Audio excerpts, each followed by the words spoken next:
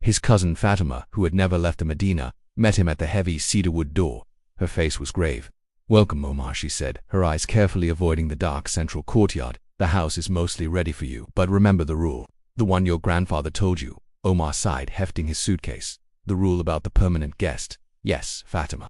Always leave the blue-tiled room in the eastern wing unlocked, and never, under any circumstances, open the silver box inside. It's just an empty room for a story, that's all." Fatima's lips tightened into a thin line. "It is not a story, Omar. It is a pact. When our ancestor, the Pasha, built this house, he angered a powerful Djinn. To save his family, he made a deal. The Djinn would be granted a permanent home right here, and in return, the family would be protected and would prosper. That room is his. The box contains the object that binds him. To open it is to break the pact, to release him from his bond."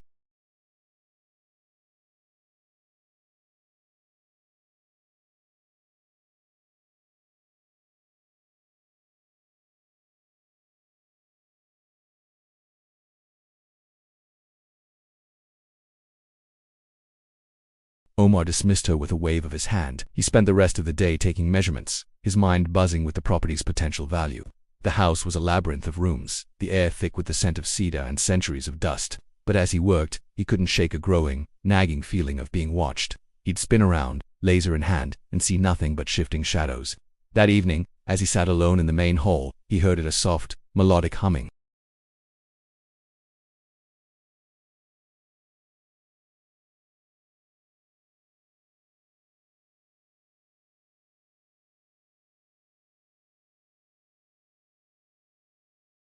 Sitting on a low divan by the fountain was a man. He was exactly as Fatima had described, tall, dressed in robes of deep indigo that seemed to drink the light. His features were sharp and aristocratic, his skin smooth, and he was smiling a polite, welcoming smile. But his eyes, they were solid silver, metallic and reflective, like pools of liquid mercury.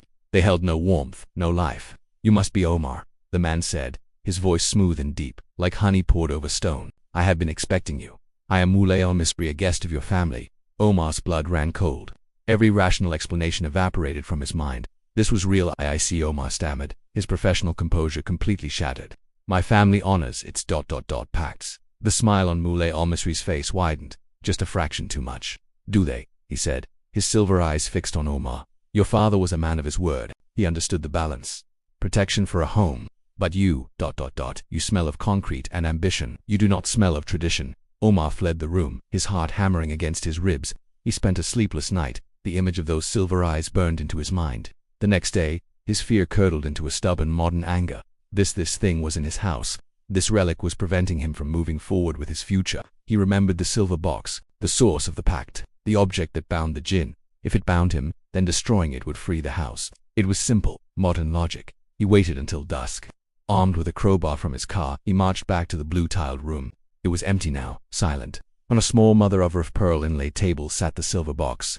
It was no larger than his hand, covered in intricate calligraphy that seemed to writhe and squirm in the fading light. Omar nor he turned. Fatima stood at the doorway, her face a mask of absolute terror. "He is not a prisoner, you fool," she cried. "The box is not his cage. It is his anchor. It is what ties him to this world, to his side of the pact. To break it is not to free him from the house, but to free him from his promise." But it was too late. Fueled by a potent mix of fear and defiance, Omar brought the crowbar down on the box. The silver did not dent. It shattered like glass. A silence fell, deeper than any Omar had ever known. The very air grew still and heavy, as if the world was holding its breath. Then, from the deepest shadows of the room, Moulay al-Misri stepped forward. He was no longer smiling. His silver eyes glowed with a cold, ancient light. "The pact is broken," the Djinn said, and his voice was no longer smooth. It was the sound of a desert storm, of shifting sands and crumbling mountains.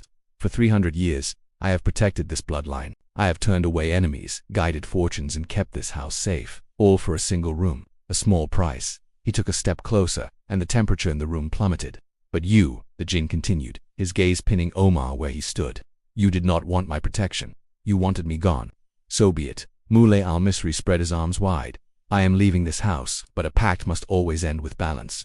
You have taken my home from me. It is only fair that I take yours." Omar felt a terrible pulling sensation, not on his body, but on his very essence, his soul. He tried to scream, but his voice was gone. He looked down at his hands and saw them becoming translucent, like smoke. He was being unmade, unraveled from the fabric of the world.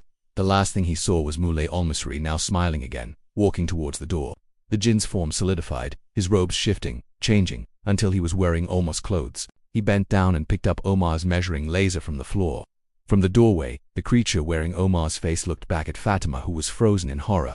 "Do not worry, cousin," it said, with Omar's voice, but with the cadence of something ancient and cruel. "I will take good care of the family business."